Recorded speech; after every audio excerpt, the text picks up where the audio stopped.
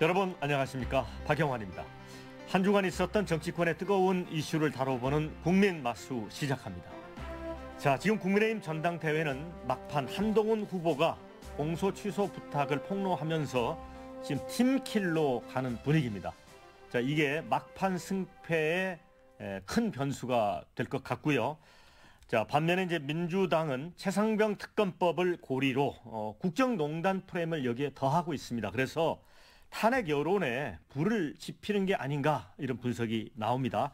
자, 두 분 마수와 함께 뜨거운 토론 벌여보도록 하겠습니다. 먼저 민주당의 양부남 의원님 나오셨습니다. 반갑습니다. 예, 반갑습니다. 안녕하세요. 네, 그리고 국민의힘의 홍석준 전 의원이십니다. 반갑습니다. 예, 안녕하십니까. 반갑습니다. 자, 먼저 첫 번째 주제로 가볼까요?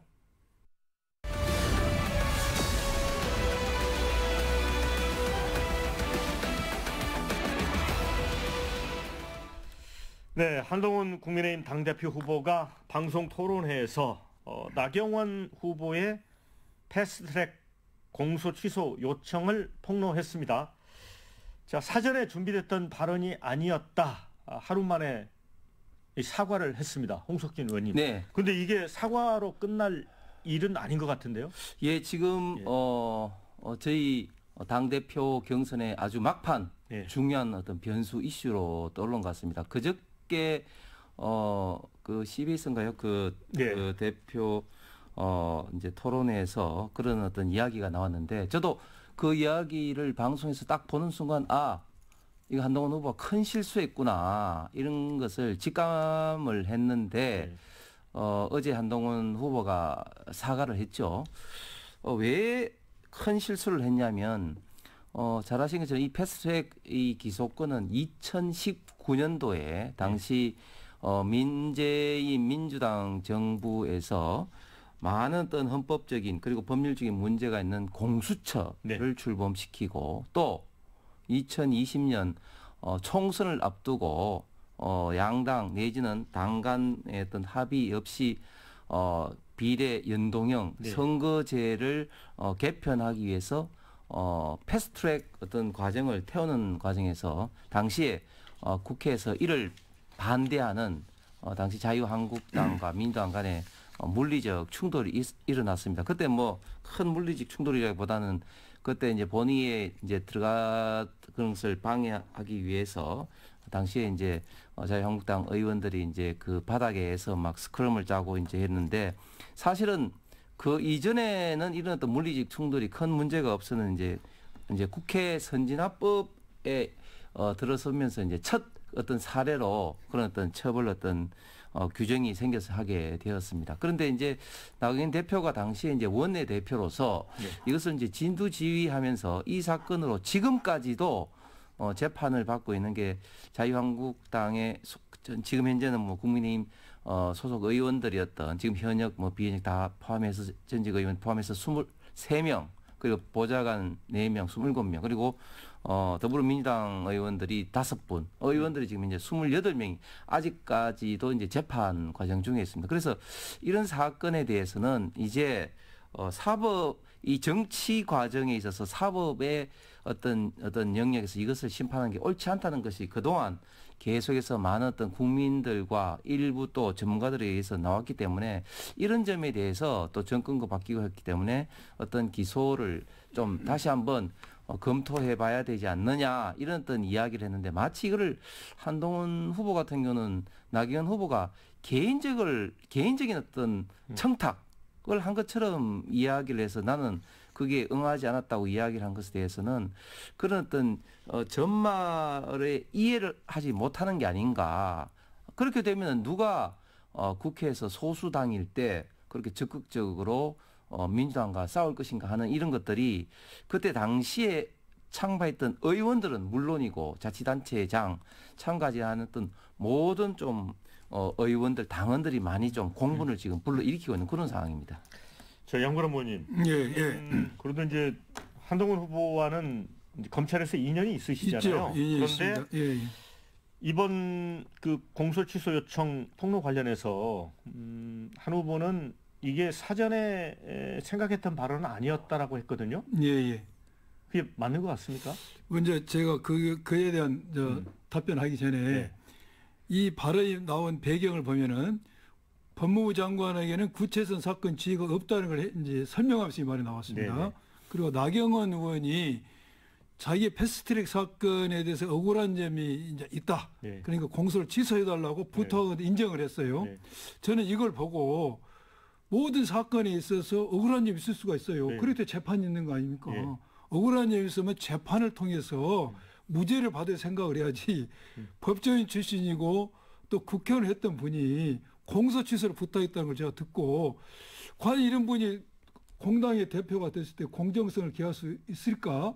제가 굉장히 이제 충격적이었어요. 이걸 네. 보고. 그리고 한동훈 후보는 왜 그런 이런 말을 했을까? 네. 이걸 볼 때 저는 물론 본인이 사과도 했어요. 사과됐는데 제가 부산 고등검사장 할 때 우리 한동훈 후보가 제 이제 차장 검사를 했습니다. 그래서 제가 한동훈 후보에 대해서 이제 많이 알죠. 아는데 이 한동훈 후보가 순간적인 생각에서 감정을 억제하지 못하고 자기 말을 하고 그런 스타일이 아닙니다. 예.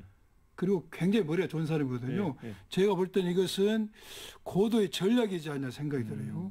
지금 한동훈 후보가 김건희 여사와의 문자를 익심이라는 단어도 처음 알아봤는데 잊고 씹는 거, 잊고 씹는 거, 무시하는 거, 익심 때문에 배신자라는 프레임에 쌓였습니다. 또 그런 과정에서 댓글팀을 운영했는지 말하면서 어제 또 고발까지 당했더라고요. 공수처에. 이런 굉장히 어려운 상황에 놓인 겁니다. 그런데 이런 굉장히 어떤 메가톤적 발언이잖아요. 공소 취소를 부탁했다. 그 폭로한다는 것은 이걸 함으로써 이슈로 덮고 김건희 여사와의 이 어떤 전당대회 무대에서 김건희 여사와 자기 어떤 각축 관계가 일단 뒤로 사라지는 거죠. 언론도 제가 어제까지 서치를 해봤는데 익신 문제, 김건희 여사 문자가 다 사라졌어요. 언론은 지금 뭐가 나오냐? 폭로했다. 이게 굉장히 이슈가 되거든요. 그래서 제가 생각에는 우리 한동훈 위원장이 고도의 전략이지 않는가. 이런 익심, 배신자 댓글 문제를 이걸 하나 덮는 고도의 전략이지 않는가 하는 생각이 들고 나경원 대표의 행태는 굉장히 저는 좀 실망스럽다는 생각이 듭니다. 자, 이제 한동훈 후보가 이제 사과를 했지만 이제 홍준표 대구시장은 이거 소시오패스 아닌가 이런 표현가 있었고요. 또 김태흠 충남지사도 굉장히 거칠게 비판했거든요. 진짜 막판에 어느 정도 영향을 줄 것 같습니까? 굉장히 영향을 줄 수밖에 없는 게 첫 번째는 일단 전 당원에 대해서 한동훈 후보가 정말 그 우리 당의 어떤 역사라든지 어떤 보수의 어떤 가치를 공유하고 있는 동지가 맞나 이런 어떤 근본적인 의문을 제기하시는 분들이 굉장히 많이 있습니다. 그리고 두 번째는 그저께 의원 단톡방에 돌기도 했는데 이게 관계되는 지금 현재 패스트트랙에 직접적으로 재판을 받고 관계되는 의원들이 굉장히 지금 이제 많이 있거든요. 그러니까 그런 분들 같은 경우는 당사자로서 굉장히 좀 한동훈 후보의 어떤 처신에 대해서 좀 공분을 할 수밖에 없는 그런 어떤 것이고 또 한 가지는 저도 이제 공직자 출신이지만 조금 염려스러운 게 사실은 공직자는 대원칙적으로 공무상 취득한 어떤 비밀에 대해서는 누설하지 않는 게 대원칙인데 법무부 장관의 다른 것도 아니고 자당의 어떤 건물 정치인의 어떤 그런 어떤 이야기에 대해서 아무리 이제 토론 과정이지만 그런 것을 좀 누설을 하고 또 어제 그 해명하는 과정에서도 당시 검찰총장은 또 윤석열 대통령이었다고 어떻게 보면 또 핑계를 대는 것 같고 이런 것들이 지금 당원들 보는 입장에서는 한동훈 후보가 당대표가 되면은 윤석열 대통령이든 관계라든지 또 당을 어떻게 화합적으로 잘 이끌어갈 것인지에 대한 염려가 많은 것이 사실입니다. 네. 그래서 이제 밖에서는 이번 국민의힘 전당대회가 자폭 전당대회다. 분당대회 아니냐. 그러니까 이유를 또 걱정하는 목소리도 있고요. 이제 민주당에서는 그런 얘기를 하더라고요. 입도 벌리지 않았는데 자꾸 입안에다 뭘 밀어넣어준다. 자, 그래서 이제 한동훈 후보의 여론조사팀 의혹, 그다음에 나경원 후보의 패스트트랙 공소취소 청탁. 자, 이런 것들은 사법적으로 법적으로 좀 문제가 될 수도 있다고 보고 민주당은 이거 그냥 둘 일이 아니다 또 이런 입장이죠. 예, 지금 먼저 이제 이러한 일련의 현상이 한동훈 이제 후보가 당 대표가 되는 어떤 영향을 미칠 것인가. 제가 오늘도 여론조사 보니까 그래도 1등이더라고요. 그래도 1등에 예. 물론 서운하겠지. 예. 이거 이렇게 패스트트랙에 기소된 예. 국민의힘 관계자든지. 예. 그런데 저는 이러한 이러한 패스트트랙 관계자들의 생각보다도 막판 변수는 역시 윤심일 것이다. 대통령이 어떻게 한동훈과 관계 정립이 한동훈은 윤석열 대통령과 관계 정립이 중요합니다. 예. 그게 이제 중요한 것 같고 우리 민주당 입장에서는 나머지 그 분당된 걸 즐기는 것은 아니고 예. 지금 아니고 일간에서는 한동훈 비대위원장이 이걸 일단 청탁을 받고 신고하지 않은 게 죄가 된다. 예. 나경원 의원도 청탁이 죄가 된다는데 제가 오늘 오면서 법률을 검토해 보니까 예. 자기 사건의 청탁은 죄가 안 됩니다. 아하. 죄가 안 되고 또 한동훈 비대위원장도 공무원도 2번 이상 이런 청탁을 받아야 돼요. 2번 이상 청탁을 받고 한 번 가지고는 신고 의무 없다. 신고 의무도 없어요.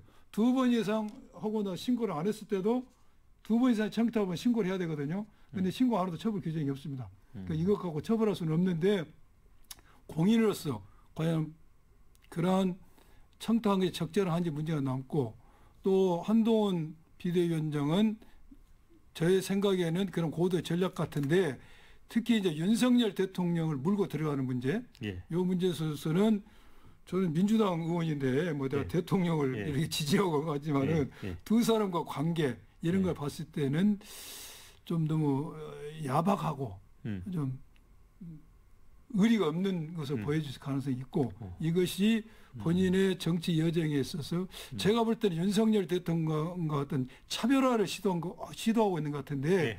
이 차별을 뛰어넘어서 당원과 민심과도 멀어질 수 있다는 어떤 리스크도 있어 보여요 지금.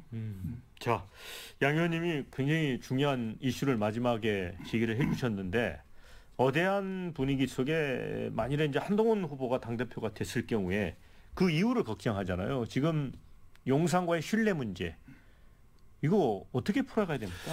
사실 한동훈 전 비대위원장이 그 12월 달에 이제 임명이 될 때 그 뭐 저 자신도 많이 이제 방송에서나 주변에 이야기했습니다만 가장 좋은 점이 정치적 경험도 없고 뭐 여러 가지 좀 뭐 단점도 있지만 가장 좋은 점이 결국은 좀 윤석열 대통령과 좀 터놓고 아무리 좀 어려운 사안이라도 좀 인간적으로 좀 그 해결할 수 있지 않겠느냐 그 정도의 있던 두 분과의 어떤 인간관계가 형성돼 있다고 저희들은 봤는데 이게 그 대통령과 있던 관계가 지금 한동훈 후보의 가장 큰 단점이 오히려 돼 버렸습니다. 그런 것들이 조금 전에 이제 우리 양건영 의원님 말씀하신 것처럼 너무 이게 한동훈 후보 측에서 일찍부터 윤석열 대통령과 이제 차별화를 시도하는 게 아닌가. 제가 볼 때는 이게 어제 오늘 일이 아니고 비대위원장 될 때부터 어느 정도의 어떤 생각을 좀 갖고 있었던 것 같은데 어쨌든 이게 지금 윤석열 대통령이 현직 대통령으로서 지금 현재 한 2년 뭐 7, 8개월 거의 3년 가까이 아직까지 임기가 남아 있고 또 한동훈 위원장을 지금까지 정치적으로 이렇게 키운 것은 사실상 윤석열 대통령인데 과연 이런 어떤 두 사람 관계가 틀어질 때 윤석열 대통령보다는 한동훈 위원장의 앞으로 있던 정치적 행보에 있어서 좀 더 많은 악영향, 타격을 저는 받을 거라고 생각하고 그리고 지금 국민의힘 지청의 여론조사와 당헌은 완전히 다른 게 제가 2021년대 사례를 한번 말씀드리면 당시에 나경원, 이준석 후보가 붙었을 때 일주일 전에 국민의힘 지청 여론조사를 했을 때 24% 이준석 의원이 앞섰지만 막상 뚜껑을 열어보니까 나경원 대표가 4%를 앞섰습니다. 물론 그때보다 지금 당원이 많아졌고 당원이 늘어났죠. 해서 그런 어떤 또 사태가 또 일어날 거냐 이런 문제는 아직까지 모르겠습니다. 어쨌든 국민의힘 지지층과 당원은 확실히 다르더라 이런 걸 좀 제 경험상 좀 느꼈습니다. 네, 자. 뭐 하실 말씀 없으면 다음 주제로 넘어가겠습니다. 제가 우리 한동훈 비대위원장에게 당대표 되는 팁을 하나 알려드린다면 윤석열 대통령한테 전화하고 관계 보호는 100% 됩니다. 자, 두 번째 주제 가겠습니다.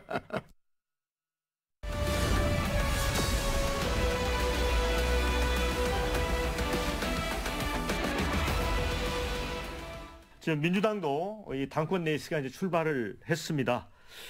벌써 이제 방송에서 첫 토론회를 치렀습니다. 이재명 후보하고 김두관 후보 갑론을박을 했습니다.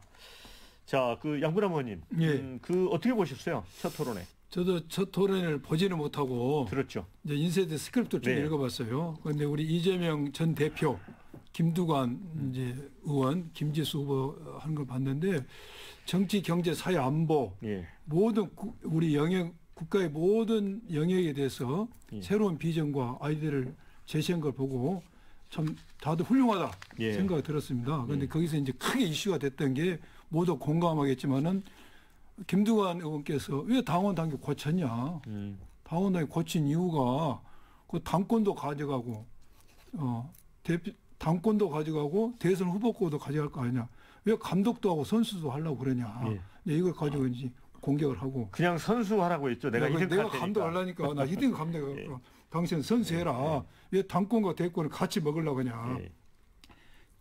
그게 그거 굉장히 큰 공격거리가 됐고 여기에 대해서 이재명 대표는 무슨 소리야? 나 저기 지방선거 내가 공천한다는 실익도 없다고 다 해봤자. 네. 나 그런 생각 가지고 있지도 않다. 예. 그리고 내가 당권 대권을 겸어진다는 생각도 없다. 다만 내가 대표에 연임하려는 이유는 윤석열 정권에서 하는 이 행태를 보고 예. 내가 외면할 수 없어서라고 이런 이야기를 하셨어요. 했는데 이 부분에 있어서 저는 김두관 의원도 충분히 그렇게 지적할 수 있다고 봅니다. 네. 그걸 김두관 의원이 그런 걸 지적한다고 해서 우리 민주당의 많은 지지자들이 김두관 의원을 해서 돌을 던지면 안 되는 것이고 네. 이런 김두관 의원 같은 분이 있어서 민주당의 어떤 역동성, 네. 다양성, 민주주의라는 어떤 DNA가 발현될 수 있기 때문에 이분에서 높게 평가해 줘야 됩니다. 다만 이제 저는 그럼 이재명 대표 당원 당규가 고쳐진 게 옛날부터 논란이 됐는데 이재명 대표가 감독도 하고 선수도 하고 당권도 지고 대표권도 주려고 한 것이냐. 요것에 대해서는 꼭 그렇게 볼 수가 없죠. 왜? 이재명 대표가 당원 당규를 고치자고 선동한 것도 아니고 어떤 정상적인 절차를 거쳐서 당원 당규가 개정된 것이고 또 당원 당규에 의한할지라도 꼭 1년이 지나서 사퇴한다는 게 아닙니다. 1년 전에 사퇴할 수도 있어요.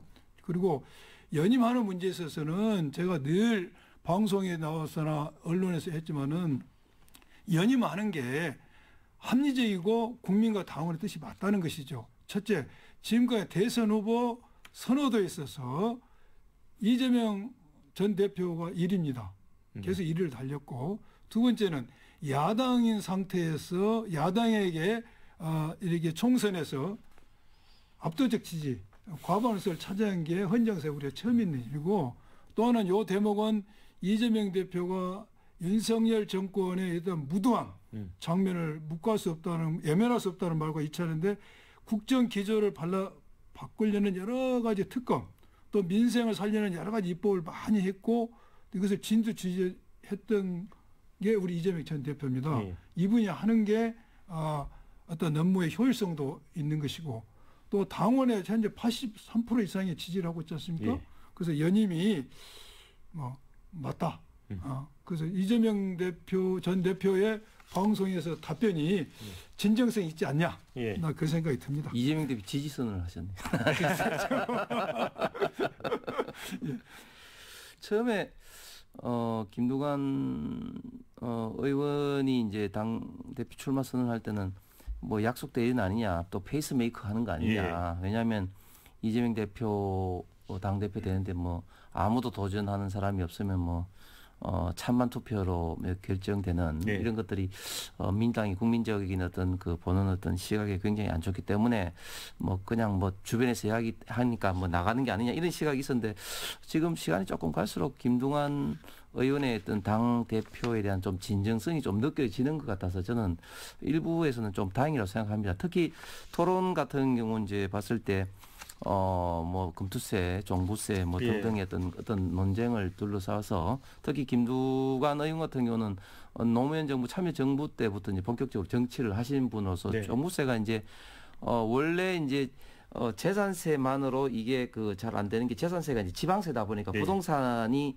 오를 때 중앙정부에서 좀 재산세율을 올리라고 당시에 이제 노무현 정부에서 요구를 했음에도 불구하고 지방자치단체에서 잘 따르지 않아서 이게 이제 좀 부동산 좀 이게 그 가격 안정화 혹은 또 부동산 소유로 인한 어떤 양극화를 막기 위해서 이제 종부세를 국세로 이제 시작한 게 이제 시초 아니겠습니까? 뭐 그런 것들이 지금 이제 여러 가지 또 문제도 발생했기 때문에 윤석열 정부에서는 정부 세율을 높이고 과표 기준도 12억으로 올리는 등등의 어떤 그런 걸 통해서 해당 대상자들을 조금 지금 축소를 해지면 49만 명, 한 50만 명 정도 되지만 그래서 이런 어떤 문제에 대해서 어떻게 보면 이제 참여정부 내지는 어떤 민주당의 어떻게 보면 좀 이념 정체성과 관련이 있다고 해서 이제 김두관 의원이 좀 반발하고 뭐 이런 어떤 정책을 뭐 이렇게 하는 것은 저는 그 민주당 같은 전당대회에서는 좀 바람직한 모습을 보는데 결국은 이재명 대표가 지금 현재 다시 대표를 연임하고 그 이전에 당원 당규를 지금 현재 한 번도 아니고 그 이전에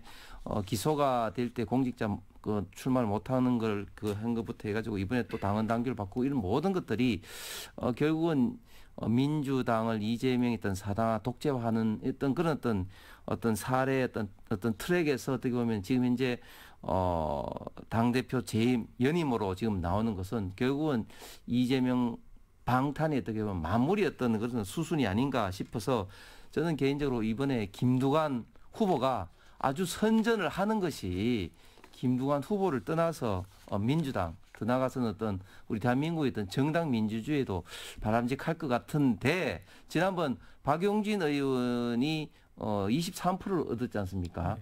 제가 볼 때는 그보다는 훨씬 좀 적게 좀 얻을 그런 가능성이 보이는 것 같습니다. 네, 제가 지금 종부세, 금투세 말씀을 우리 홍 의원이 말씀을 해주셨는데 이거는 신성 불가침의 의제처럼 무조건 소화하자는 건 옳지 않은 태도다 이렇게 이재명 후보가 이야기를 했습니다. 그런데 이거를 놓고는 사실은 어찌 보면 이제 국민의힘 그 입장하고도 상당히 가까워져 있는 부분이거든요. 그래서 이게 뉴 이재명 플랜 아니냐라는 얘기도 있어요. 어떻게 보십니까? 지금 종부세에 대해서 종부세 우리 민주당 입장에서는 지금까지 종부세 유지, 금투세 유지의 기존의 입장이 있지 않습니까? 여기에 대해서 이재명 전 대표께서 금투세도 좀 유의할 필요가 있다. 얼마 전에 말씀하셨고 종부세에 대해서도 당 내에서 여러 의견이 이제 나왔지 않습니까? 근데 이번에도 신성 불가침하다 이야기를 했어요. 근데 이것은 어떻게 보면 국민의힘에서는 종부세와 금투세 폐지하려고 하니까 제가 볼 때는 어떤 시대가 변했기 때문에 또 중도 세력 여러 가지 종합적으로 고려하신다는 태도가 들고 그 김두관 의원이 종부세와 금투세 폐지하면 안 된다라고 그걸 이제 확실하게 자기 의견을 냈지 않습니까? 기존의 민주당의 어떤 입장을 이분이 이제 계속 고수하는 거죠. 이걸 봤을 때 우리 홍 의원님 말씀인 것처럼 그러한 색깔이 분명하기 때문에 많은 지지를 좀 얻기를 좀 희망하신 것 같은데 지지를 얻을 것 같아요. 그리고 이게 나오심으로써 김두관 의원 입장에서는 설사 이제 대표 안 된다 치더라도 본인 입장에서 손해 날 게 없다. 자기가 어떤 민주당의 색깔을 분명히 드러냈고 그러면서 친노친문을 결집할 수가 있고 중도 의원을 확장할 수 있는 그런 효과를 얻었고 그다음에 자꾸 우리 황 의원님이 이재명 사당화 하는데 이게 지금 인위적으로 이걸 억지로 한 게 아니고 다 우리가 당원의 뜻을 받들어 당원의 뜻이 청와된 결과 아닙니까? 그래서 이것을 꼭 사당으로 규정한다는 것은 어떤 방탄 프레임, 사당 프레임 하는 것은 좀 우리 황 의원님이 좀 적절치 않아 보입니다. 제가 김두관 후보에 대해서는 조금 아쉬운 게 조홍천 전 의원도 그런 언급을 하셨는데 김두관 의원이 사실은 반명 내지는 뭐 또 그런 어떤 이재명 대표 그동안의 어떤 그 의정 활동 과정에서 반대 입장이 아니라 사실은 이제 친명 그룹에 이제 들으셨던 분인데 그 지금까지의 어떤 본인의 어떤 정치적인 어떤 노선 생각과 이번에 이제 당대표 출마하면서 좀 갑자기 좀 달라진 것이 지금 좀 일부에서 좀 비판을 좀 받고 있고 저는 그리고 방송에서 이 종부세 특히 또 금투세에 대해서 많은 다른 방송에서 토론도 했습니다만은 그 이전에는 민주당 의원들 뭐 하나같이 다 금투세가 1%에 해당되는 어떤 주식 부자들의 어떤 그 감세다 뭐 그런 식으로 강력하게 비판을 많이 대부분 다 하셨습니다. 그런데 이재명 대표 한 사람의 어떤 그런 생각으로 인해서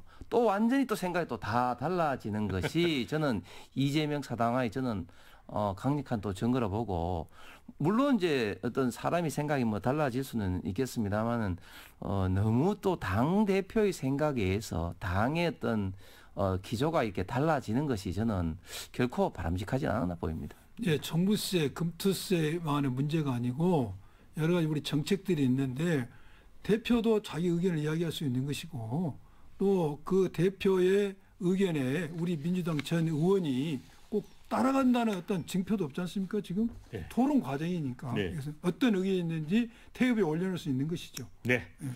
자, 세 번째 주제로 가도록 하겠습니다.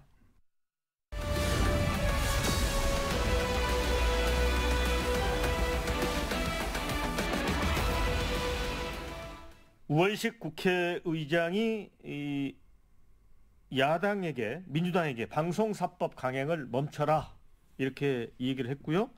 또 이제 국민의힘에 대해서는 현재 추진하고 있는 공영방송 이사 선임 이것도 스톱해라 이렇게 중지안을 냈습니다. 홍석준 의원님, 네. 이거 받아들이는 게 맞습니까? 일단 그 우원식 그 의원이 국회의장으로서 이렇게 중지안을 냈다는 것 자체는 저는 좀 진일보했다고 생각을 합니다. 네. 국회의장으로서 양당 간에 어떤 대립을 좀 완화하고 중재를 하는 것은 가장 중요한 또 국회의장의 또 임무이기 때문에 이런 중재안 자체는 바람직한데, 그런데 이 중재안을 국민의힘에서는 받아들이기 힘든 게 이제 두 가지가 있는데, 첫 번째는 네. 일단 이 인사권, 네. 임명권은 사실은 대통령과 정부의 어떤 고유한 권한이자 가장 중요한 권한입니다. 네. 이런 부분에 대해서 인사를 하지 마라. 그리고 그게 방송 장악이다. 이런 논리로 이야기하는 것은 저는 극히 그 부당한 게, 그러면 지금 뭐 민주당 그 문재인 정부 때 그러면 인사를 하지 말라고 저희가 뭐 이야기한 적도 없지만 인사를 하지 않은 적이 있습니까? 그 인사 문제는 고유의 대통령의 권한이고, 그 인사로 인해서 임명된 사람들이 문제가 있을 때는 이걸 이제 국회에서 장관 같은 경우는 청문회 과정에서 아니면 다른 사람들은 다른 어떤 과정에서 충분히 비판할 어떤 소지가 있음에도 불구하고 인사 자체를 하지 마라. 저는 이거는 저는 맞지 않다고 보고, 또 두 번째 참 아쉬운 게 지금 국회의장으로서 지금 우원식 의원 같은 경우는 지금 신뢰를 굉장히 많이 잃었습니다. 왜냐하면은 국회의장으로 선출되시고 난 다음에 가장 그 양당 간의 중요한 일이 국회 이 상임위 배분이라든지 이런 어떤 문제에 있어서 너무 일방적으로 민주당 편만 들어가지고 지금의 이런 어떤 위원회 어떤 구조, 법사위라든지 운영이라든지 특히 또 행안이라든지 과방이라든지 이런 걸 민주당에서 다 위원장을 맡게 한다든지 이런 어떤 과정에서 만약에 지금처럼 좀 협상의 있던 그런 것을 국회의장으로서 보여 주시고 좀 국회 어떤 뭐 개원이라든지 이런 게 좀 늦어지더라도 좀 그런 모습을 보여줬으면 저는 좀 더 국회의장으로서 신뢰성을 얻는 데 도움이 되지 않았을까, 좀 이런 생각을 합니다. 네. 양 의원님은 어떻게 보세요? 근데 지금 공영방송 이사 선임권은 이제 임기가 다가오고 있기 때문에 어찌 보면 행정적으로 이제 절차에 따라 하는 것일 수 있는데, 이거하고 방송법 개정을 이제 연계시켜서 다 스톱을 시키자는 거잖아요. 그러면서 방송사법 협의를 위한 범국민 협의체를 구성하자. 근데 민주당은 약간 수용하는 쪽이에요, 지금. 지금 이제 언론에 보도에서 뭐 다 알고 계시겠지만은 우리 민주당에서는 방송사법을 이제 법사위까지도 통과를 시켰습니다. 그래서 18일 어제 아마 우리가 본회의가 열렸으면은 본회의 상정하려고 했죠. 그런데 우원식 국회의장께서 그렇게 하지 말고 국민의힘 측에서는 2인 체제로 더 이상 가지 마라. 방송통신이. 그리고 또한 이렇게 야당 측에서는 여야 합의를 해라. 그리고 그 탄핵 논의 좀 중단하라. 또 대통령 국민의힘에서는 여기에 이사 선임 절차를 좀 중단해라. 이게 두 가지 요구한 거죠. 대통령실과 국민은 이사 선임 절차를 진행을 좀 중단하고 2인 체제로 이렇게 결정을 좀 하지 마라. 그 이쪽에서는 방송 밀어붙이지 말고 합의로 하자. 예? 그 탄핵 논의 좀 중단해라. 범국민 대책위를 만들어서 2개월, 2달 동안 해보자 이런 안을 제시했어요. 근데 우리는 마냥 기다릴 수가 없기 때문에 7월 25일 날 우리가 본회의가 있습니다. 네. 24일까지 답을 달라. 국민의힘 측에서 답을 주면 우리가 따라가겠다는 안을 냈습니다. 그래서 아마 오늘 국민에 의청을 할 겁니다. 네. 의청을 해서 이러한 우원식 국회의장이 제안, 이렇게 2인 체제로 하는 것 수독 그리고 이사 선임 절차를 중단할 것인가를 결정을 하고 그러게 되면은 우리는 그 안을 받아서 범국민 협의체로 해서 토론이 될 것이고 그렇지 않고 24일까지 국민협조에서 이거 수용을 하지 않으면은 저희들은 이제 본회의에 그 방송사법을 상정할 수밖에 없는 상황입니다. 그리고 지금 이제 뭐 임명권은 대통령 권한인데 왜 간섭하냐 이렇게 말할 수도 있고 말씀하시는데 그래 임명이 어떤 방송의 자주성, 독립성, 공영성을 보장할 수 있는 일단 인사가 돼야 되는데 그렇지 않는 반대의 인사의 결과가 나기 때문에 우리 민주당에서는 그것을 저지시키려고 이런 법을 만들고 이러한 이제 강행을 하고 있는 것입니다. 그리고 우원식 의장이 편파적으로 했는지 여부에 대해서는 우리 민주당에서도 우원식 의장 왜 그러냐 우리 법 다 법사위가 통과됐는데 예. 우리 본회의 가서 우리 통과되면 되는데 왜 이걸 자꾸 중재한다고 나서냐라고 민주당에서도 이런 말이 있어요. 우원식 의장에 대해서. 그래서 이것은 보는 시각에 따라서 공정성을 했는지 여부는 해쳤는지 여부는 보는 시각이 달라질 수가 있다. 그런데 제가 볼 때는 어찌됐든 우원식 의장이 이러한 중재를 낸 것은 어떤 대승적으로 갈 수 있는 좋은 모델이 될 수도 있겠다. 네. 이것을 국민에서 어느 의총에서 받아들인다면은 이게 협치로 갈 수 있는 중요한 좋은 중재안이 될 것이다. 또 그렇게 되기를 저는 기대하고 있습니다. 좀 전에 이제 양 의원이 말씀하신 것이 방통위원이 이제 2명밖에 없다 이렇게 말씀을 하셨는데 방통위원은 이제 대통령실에서 2사람, 국회에서 야당이 2사람 그리고 이제 여당이 1사람 이렇게 임명하도록 돼 있는데 민주당이 지금 추천을 지금 하면은 당연히 임명을 이렇게 합니다. 그렇기 때문에 민주당이 지금 추천을 안 하면서 2명밖에 방통위원이 없다. 그래서 거기서 이루어지는 인사는 문제가 있다. 이렇게 말하는 것은 앞뒤 말이 지금 안 맞는 것 같고 그리고 저도 이제 가방위를 한 입장에서 이런 어떤 방송법을 비롯해서 방송 소위 말하는 사법 그리고 방통위원회법까지 방송 사법에 대해서 합리적으로 논의해보자. 그거는 진짜 당연히 좀 합리적으로 저는 논의해볼 어떤 그런 어떤 이슈라고 생각합니다. 그런데 그거를 기 때문에 이런 어떤 방송 관련된 어떤 이사를 임명하지 마라. 하고 같이 결부시키는 것은 맞지 않다. 왜냐하면 그런 논리로 따지면 언제 이사를 임명을 하게 되는 겁니까? 그렇기 때문에 이사 임명과 이 방송법 개정안은 저는 완전히 분리해서 생각될 사항이라고 생각합니다. 네, 자, 저는요 그렇게 생각하지 않고 이사가 공정에 돼야지만이 방송 사장도 공정한 임명이 되고 공정한 방송에 대해 생각이 들고요. 우리 황 의원님 말씀하신 것처럼 왜 민주당 너희들이 추천을 안 해놓고 임명 안 해냐고 하는데 그렇지 않습니다. 지금 최민희 과방위 위원장은 방송통신위원으로 추천된 지 8개월 동안 임명을 안 했습니다. 정부에서. 그뿐만 아닙니다. 그전에 있었던 두 분도 똑같이 거의 1년, 10개월 이 정도 임명을 안 합니다. 추천을 하면 뭐합니까? 임명을 안 하는데 사실상 추천 거부한 거죠. 그래서 민주당에서 추천하면은 몇 개월씩 임명을 하고 두니까 구성이 안 되고 있는 것입니다. 최민희 위원장은 지금 오히려 더 잘 됐는데 그래서 근데 최민희 의원 거는 그때 당시에 방통위법에 관련 유관 기관에 3년 이내에 근무를 했으면 안 된다고 했는데 SK 등 통신 기업들이 가 있는 통신산업협회에 상근 부회장으로 간 그게 좀 저촉이 있기 때문에 계속해서 그 법제처에서 늦어졌습니다. 그게. 네, 그 전에 두 분도 이렇게 안 하는 겁니다. 안 해. 추천하도. 자, 마지막으로 이거 짧게 좀 답변을 해 주셔야 되는데 지금 이진숙 방송통신위원장 청문회를 24, 25일 이틀간 열기로 야당이 일방적으로 의결을 해버렸습니다. 그런데 장관급을 이틀 하는 경우는 아주 이례적인데 왜 그렇습니까? 짧게.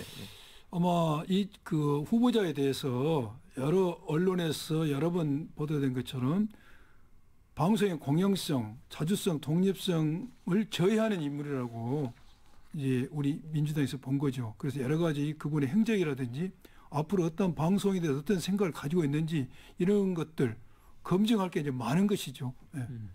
너무 사실 지금 22대 국회가 민주당의 일방통행이라고 생각합니다. 조금 전에 앵커께서 말씀하신 것처럼 장관 청문회를 이틀에 걸쳐서 한 사례도 없고, 그리고 지금까지 어떤 청문회 어떤 절차, 정인 이런 것은 다 여야 간에 협상과 합의로 이루어진 과정인데, 지금은 뭐 어떤 이런 어떤 그 어떤 시기라든지 또 정인 채택 과정이라든지 이런 걸 보면 완전히 그 민주당이 그냥 일방적으로 그냥 독주를 하고 있고, 이런 것들이 사실은 민주당이 어떤 다수당일 때는 마음대로 해도 된다, 이런 어떤 선례를 만들어 버리면 민주당이 항상 다수당이 된다는 게 없지 않습니까? 그래서 저는 이런 어떤 청문회 사항도 이번에 굉장히 나쁜 선례를 남기게 됐다고 봅니다.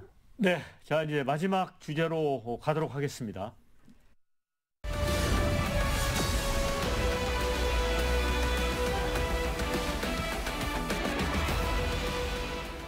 네, 지금 이제 최상병 일주기 날에 윤 대통령이 탄핵 청원 청문회가 열렸습니다. 그리고 이제 한 번 더 열리게 되죠. 이틀 열리는데 지금 이 부분에 대해서 이제 여당은 이게 절차상 모든 게 위법하다 그런 입장이고요.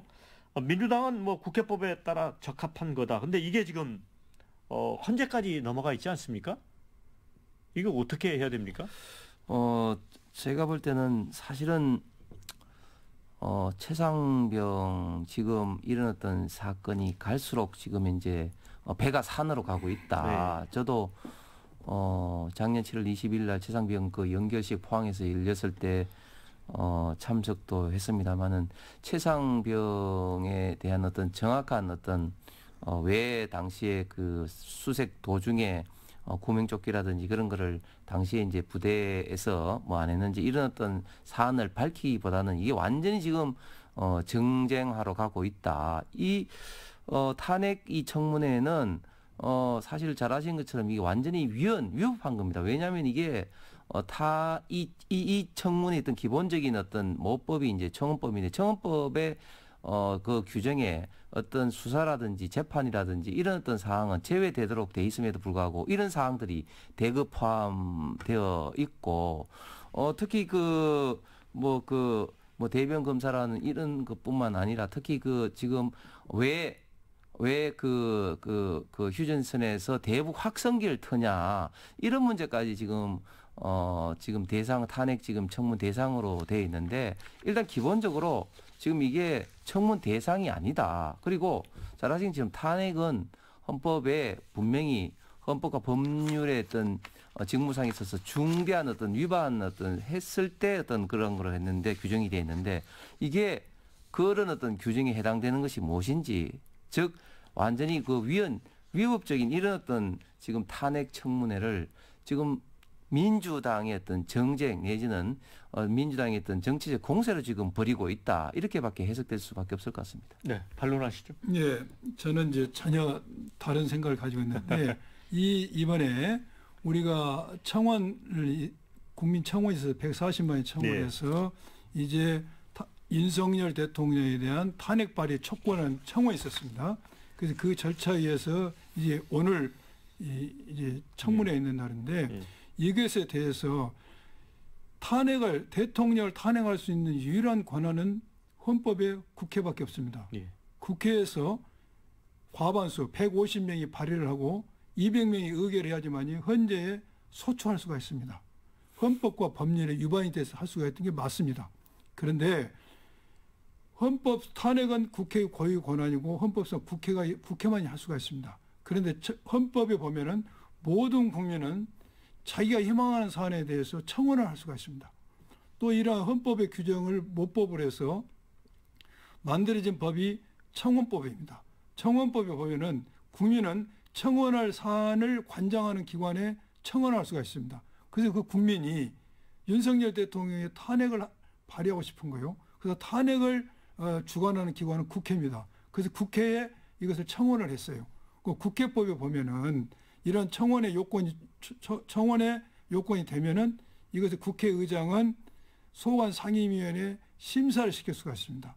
그러면 탄핵에 관한 소관 상임위는 법사위원회입니다. 그래서 법사위원회 심사를 시켰고 법사위원회는 상임위원회잖아요. 국회법에 보면은 상임위원회는 중요한 안건과 국정감사, 국정조사를 위해서는 청문회를 실시할 수도 있습니다. 그래서 청문회를 실시하게 되고 청문회를 실시하게 되면은 국회 증인감정형 법률이 적용돼서 증인도 채택할 수 있고 부를 수도 있고 자료를 요청할 수가 있습니다. 이러한 법적 절차에 의해서 현재 이루어지고 있기 때문에 이 절차가 절대로 위헌위법이 아니다. 근데 두 번째, 많은 언론에서 우리 황 의원님도 지적하셨지만은 이 청원 사유가 5가지가 적어지지 않습니까? 5가지인데 이게 청원 사유로 받아서는 안 될 법적 제한 사유라고 이야기를 많이 하십니다. 그런데 국회법에 보면은 청원을 수리해서는 안 될 사유가 3가지가 있죠. 재판에 관한 청원, 국가 기밀에 관한 청원, 그다음에 국가를 모독하는 청원입니다. 그런데 이 5가지를 보면은 그 어느 것도 해당이 되지 않습니다. 재판에 관한 것도 하나도 윤석열 대통령 재판받고 있는 게 하나도 없거든요. 그리고 또 하나는 청원법에 보면은 청원 처리 애의 사유가 있습니다. 청원 처리를 안 할 수 있는 사유가 있어요. 청원을 받았어도 내가 청원을 안 해줄 사유가 있는데 거기에 보면은 감사, 수사, 조사에 관한 사항이 있습니다. 여기서 보면은 수사, 그것도 뭐 수사한 게 전혀 없어요. 윤석열 대통령이 현재 수사 받는 게 없죠. 그런데 100번 양보해서 수사에 해당된다 할지라도 처리애의 사유입니다. 이것이 강행 규정이 아니고 임의적 규정이죠. 그래서 전혀 법률적으로 문제가 되지 않은 것이고, 제가 여기서 여러 국민들이 이해를 도우려면은 말씀을 드리면은 이제 법사위원회에서 청문회를 오늘 하고 2심 중의를 또 합니다. 청문회 한 결과 이거 탄핵해야 되겠네, 탄핵할 사유가 되네라고 하면 그 의견을 따라서 국회의장한테 보내줍니다.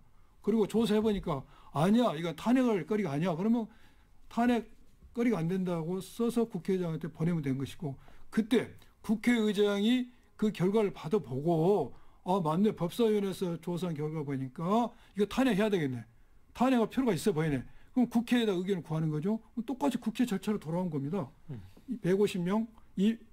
150명이 발의 동의를 해야 되겠죠. 그래서 이것은 전혀 투태력을 하는 것이지 국회의원만이 가지고 있는 헌법상 보장된 탄핵권을 침해한 것이 아니라는 것을 제가 말씀드리고, 중요한 것은 이러한 탄핵이 절차가 위헌이냐 위법을 따지기 전에 어떻게 대통령이 정치를 했길래 2년 반밖에 안 됐는데 140명이 탄핵에다 청원하냐 이겁니다. 이것에 대해서 대통령뿐만 아니라 우리 국민의힘에서도 깊게 반성할 수 있는 기회가 돼야지, 이게 뭐 법에 위반되지도 않는 걸 가지고 위반되냐 따질 게 아니고, 왜 이렇게 140만이 되는 국민이 대통령 탄핵을 원하는지를 깊게 반성하고 성찰할 수 있는 기회가 돼야 된다고 저는 생각이 듭니다.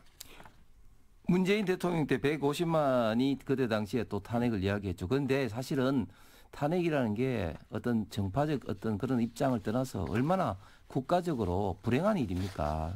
한번 우리가 탄핵을 겪으면서 지난 어떤 국가적 어떤 갈등이라든지 이런 어떤 불행한 사태를 했는데, 과거에 지금 민주당은 탄핵을 굉장히 조금 좀 조심했는데 이제는 이제 입만일만 지금 탄핵했던 열차를 본격적으로 지금 탑승한 것 같은데, 사실은 조금 전에 그 양문혜 의원님 말씀하신 것 중에 윤석열 대통령이 재판받고 있지 않기 때문에 그게 탄핵 대상에서 제외되지 않는다 말씀했는데, 분명히 청원법에는 대상을 떠나서 지금 재판이라든지 이런 어떤 사항은 탄핵 대상이, 그러니까 청원 대상이 아니라고 언급이 돼 있죠. 그렇기 때문에 저희가 이제 법적으로도 이제 문제가 돼 있다고 생각하고, 그리고 저는 결국은 민주당에서 이렇게 하는 것은 결국은 이 정치적 어떤 공세와 어떤 정쟁으로 좀 이끌어서 지금 전국을 지금 혼란을 시키면서 자꾸 윤석열 정부를 뒤흔드는 이런 어떤 것밖에 되지 않는다. 그리고 더 나아가서는 이런 것의 궁극적인 목적이 조만간 1심 판결부터 시작되는 이재명 대표의 사법 리스크를 위한 어떤 방탄밖에 되지 않는다고 생각합니다. 네, 자 그런데 지금 그 야당 잠깐만요. 예, 우리 王의원님 말씀하신데 지금 탄핵 발의 동의에서 정원법과 헌법에서 진행되고 있는 절차가 어떻게 이재명 방탄하고 관련이 되겠습니까? 탄핵을 해서 임기를 단축 어쨌든 시키면서 해야지 이제 이재명 대표였던 사법 수사를 흔드는 것이죠. 아니 이게 지금 청원법과 국회에서 청원이 돼서 이런 절차이기 때문에 이재명 대표 그다음 그 방탄과는 무관하고 그다음에 문재인 대통령 때 그 탄핵했다는 것을 저도 알아봤는데 그때 상당한 국민들이 했어요. 그런데 그때는 소관 부처인 국회 안 했기 때문에 못했던 겁니다. 절차적으로. 네. 자 그런데 지금 야당 강경파 의원들 뭐 김준혁 의원 포함해서 민주당 7명, 다른 당 해서 8명의 의원들이 준비 모임, 탄핵에 대해서 이제 풀무지를 하는 준비 모임을 출범을 했다고 합니다. 그래서 이제 최근에 더불어민주당이 이제 국정농단 프레임을 강조하면서 최상병 특검법이 재표결 실패 시에 윤 대통령 부부를 직접 겨냥한 국정농단 특검법을 추진하겠다 이런 구상도 지금 흘러나오고 있다고 합니다. 그래서 정말 방향을 민주당이 그렇게 잡은 게 아닌가라고 생각하는 사람도 있거든요. 예, 보세요. 예. 저는 거기까지 잘 모르겠습니다. 제가 초선 의원이기 때문에 당에서 어떠한 방침을 정했는가 그 내밀한 걸 모르겠는데 우리 당 입장에서도 탄핵이라는 말이 참 꺼내기도 무겁고 국민에게도 어떤 즐거움을 주는 단어는 아니지 않습니까? 이게 굉장히 신중하게 할 겁니다. 그렇지만은 이번에 최상병 특검법 추진 관련해서 여러 가지 정의신문에서 나온 것처럼 결국 윤석열 대통령이 전화했던 목적이 사건의 해소와 관련됐다는 말이 나왔지 않습니까? 신모 씨 그 국방부 차관의 증언에서 거기에 더해서 김건희 여사 주가 조작 관련해서 그 계좌를 관리했던 이 모 씨가 김건희 여사와 연결된 구명을 한 거 아니냐라는 강한 지금 의혹이 제기된 상태입니다. 과연 이게 정말 사실이라면은 어떤 국정농단 게이트로 갈 수 있는 것이고 만약 그렇게 된다면은 민주당 입장에서는 국민의 의심을 풀어주기 위해서 또 국정의 정상화를 위해서 필요한 조치에 그 상응한 필요한 조치를 당연히 해야 되겠죠. 네. 자, 홍 의원님. 네. 근데 이제 공교롭게도 첫 당권 주자 이제 토론해서 그 사회자가 이제 탄핵 열차가 출발했느냐 이렇게 물었거든요. 그래서 OX를 이제 표를 들으라고 했는데 김두관 후보는 X표를 들었어요.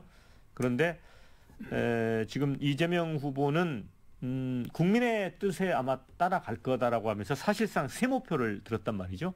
좀 약간 차이가 있지 않습니까? 완전히 차이가 있고 사실 정치인의 말 중에 가장 무책임하고 선동적인 말이 뭐냐면 국민의 뜻에 따르겠다는 이야기입니다. 국민의 뜻이 아니라 결국은 그 마음속에는 본인의 강한 의지가 있는 것이죠. 제가 봤을 때 지금 이미 이재명 대표는 대통령을 현재 윤석열 대통령 탄핵을 통한 임기 단축이 아니고는 지금 사법적인 이런 어떤 문제에서 벗어날 수 없기 때문에 처음부터 탄핵을 생각하고 있고 모든 지금 현재 민주당과 이재명 대표의 어떤 정치적인 행로는 여기에 맞추어서 지금 현재 움직이고 있다. 그렇게 생각을 합니다. 그런데 결국은 이런 어떤 뜻대로 제가 볼 때는 잘 이루어지지 않을 것이고 그렇게 되면은 이재명 대표의 개인적인 어떤 정치적인 어떤 입장뿐만 아니라 민주당도 많은 국민들로부터 정치적인 비판과 후폭풍을 받을 겁니다.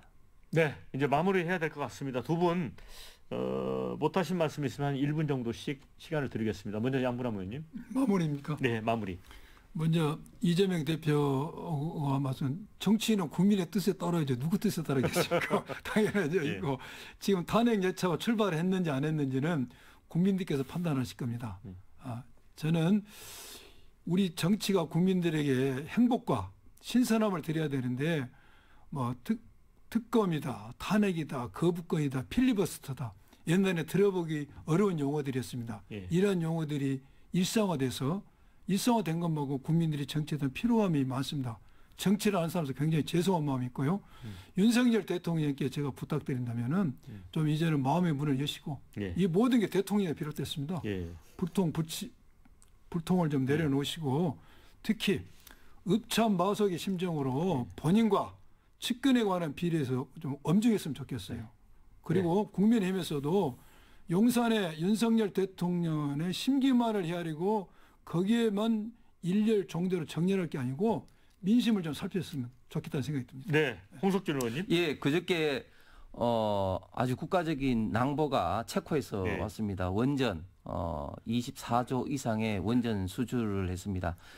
문재인 정부 있던 탈원전에서 이제 겨우 벗어나서 원전 생태계 복원과 그리고 원전 수출로 인한 대한민국의 어떤 산업적 그리고 위상에 아주 획기적으로 높아질 겁니다. 이런 어떤 상황에 지금 국회에서는 윤석열 정부를 흔들기 위해서 특히 민주당 같은 경우는 지금 입법 폭주, 특검, 탄핵으로 지금 연결되는 지금 현재 국회를 완전히 정쟁화하고 있습니다. 이런 어떤 모습들이 결코 우리 대한민국과 우리 국민에게 정말 좋은 게 아니고 특히 저는 민주당에도 결코 저는 장기적으로 봤을 때 좀 좋은 모습으로 국민들한테 다가오지 않을 것 같습니다. 이런 어떤 네. 모든 상황에 민주당에서도 우리 국민의힘과 좀 더 협상을 하면서 이야기가 지금 하는 모습을 좀 보여줬으면 좋겠습니다. 네, 자, 두 분 수고 많으셨고요.